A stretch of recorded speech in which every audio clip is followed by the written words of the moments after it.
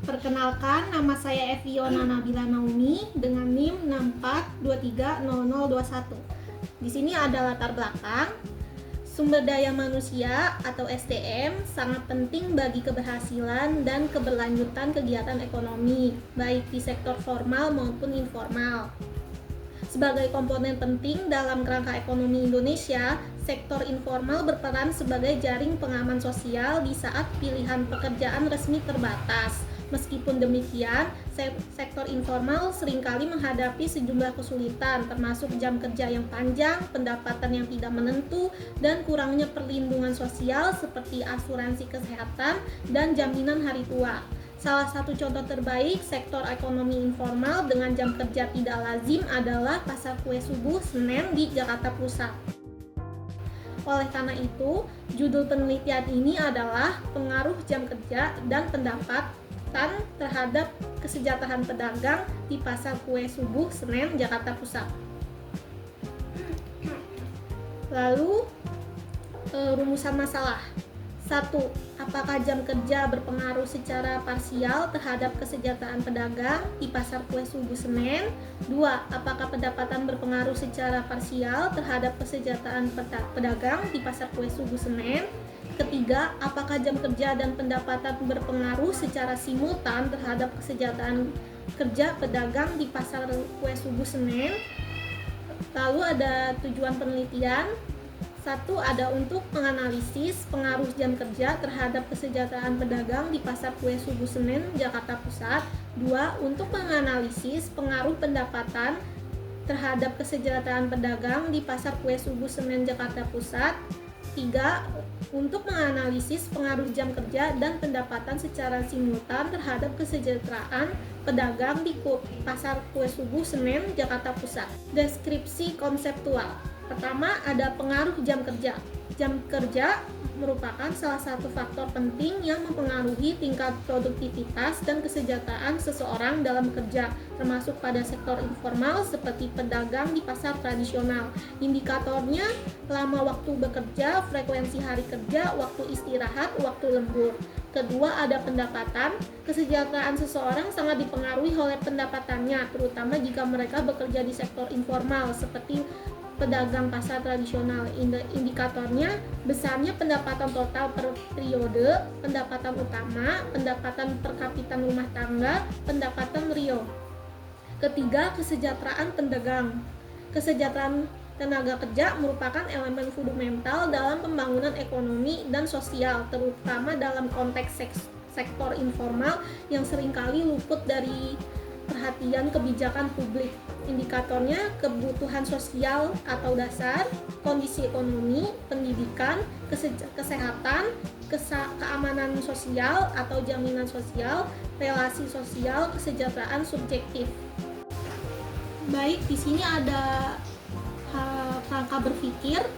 Dari hasil kerangka berpikir di atas, variabel jam kerja X1 menunjukkan secara parsial terhadap kesejahteraan pedagang. Variabel pendapatan X2 menunjukkan secara parsial terhadap kesejahteraan pedagang. Kemudian variabel jam kerja X1 dan variabel pendapatan X2 menunjukkan secara simultan terhadap kesejahteraan pedagang.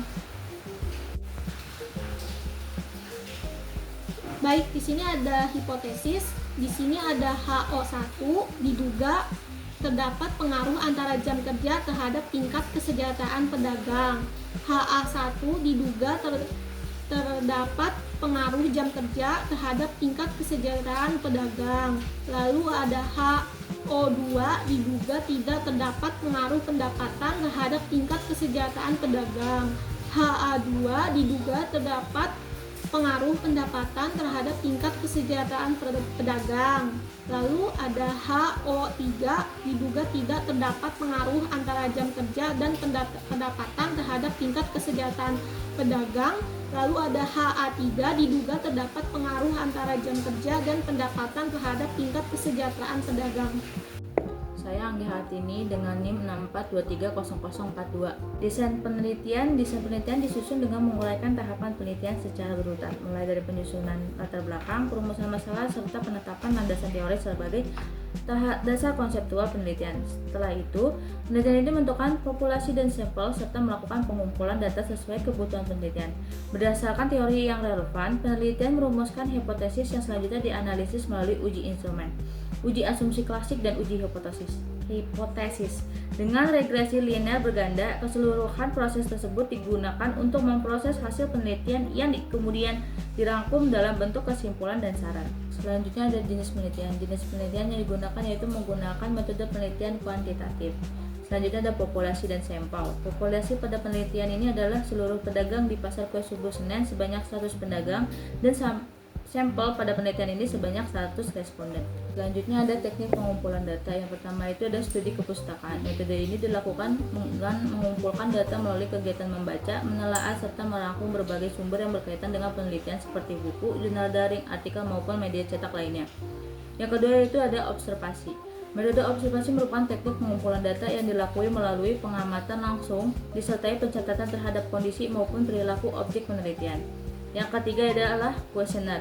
Metode kuesioner merupakan salah satu teknik pengumpulan data yang dilakukan dengan seperangkat pertanyaan atau pernyataan yang diajukan oleh penulis kepada responden. Kita ada teknik analisis data. Yang pertama ada uji instrumen, yaitu uji validitas dan uji reliabilitas. Yang kedua itu uji asumsi klasik, yaitu uji normalitas, uji multikolineritas, uji heteroskedastisitas. Yang ketiga itu ada uji hipotesis. Yang pertama uji regresi linear berganda, uji koefisien determinasi R2, uji parsial, uji T, uji simultan, uji F. Perkenalkan, nama saya Indana Zulfa Anaja dengan NIM 64230290. Selanjutnya di sini ada hasil dan pembahasan. Yang pertama itu ada uji instrumen.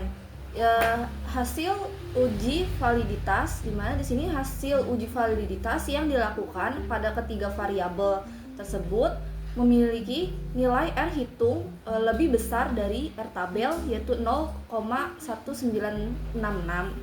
Dari hasil uji ini maka bisa dikatakan data dapat dikatakan valid. Uji instrumen yang selanjutnya itu adalah hasil uji reliabilitas. Hasil uji reliabilitas menyatakan bahwa nilai kelompok alfa jam kerja sebesar 0,750. Kemudian pendapatan sebesar 0,755 dan kesejahteraan pedagang sebesar 0,809. Karena nilai kelompok alfa lebih besar daripada 0,70, maka hasilnya bisa dikatakan bahwa instrumen penelitian yang sedang dibuat dapat diandalkan atau konsisten. Selanjutnya ada uji asumsi klasik. Sini yang pertama hasil uji normalitas one sample Kolmogorov-Smirnov test. Berdasarkan hasil tes tersebut, uji normalitas variabel penelitian ini berdistribusi normal. Dilihat dari nilai asymmetric two-tailed 0,200 ini lebih besar dari 0,05. Selanjutnya ada hasil uji multikolinearitas. Di sini tingkat toleransi masing-masing variabel independen 0,760 lebih besar dari 0,10 dan VIV masing-masing variabel 1,315. Maka dapat disimpulkan bahwa model regresi yang digunakan dalam penelitian ini tidak menunjukkan adanya multikolinearitas. Dan selanjutnya ada hasil uji heterokedastisitas. Hasil uji di sini tidak terdapat pola tertentu pada sebaran data. Titik-titik menyebar secara acak di atas dan di bawah angka 0 pada sumbu Y. Hal ini menunjukkan tidak terjadi heterokedastisitas, sehingga asumsi heterokedastisitas pada model regresi ini telah terpenuhi. Saya Putri Adelia Pratama dengan NIM 64230443. Selanjutnya ada uji hipotesis, uji analisis regresi linear berganda. Di sini ada persamaan regresi Y sama dengan 3,555 plus 0,046x1 plus 1,131x2. Jam kerja berpengaruh positif tetapi tidak signifikan terhadap kesejahteraan. sedangkan pendapatan berpengaruh positif dan signifikan serta menjadi variabel paling dominan. Selanjutnya, uji T parsial. Hasil uji T menunjukkan bahwa variabel jam kerja atau X1 memiliki nilai sig 0,490 itu lebih besar dari 0,05 sehingga tidak berpengaruh signifikan terhadap kesejahteraan.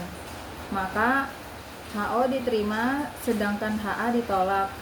Sementara itu variabel pendapatan atau X2 memiliki nilai signifikan 0,00 itu lebih kecil dari 0,05 sehingga berpengaruh positif dan signifikan terhadap kesejahteraan. Maka dapat disimpulkan bahwa HO ditolak sedangkan HA diterima.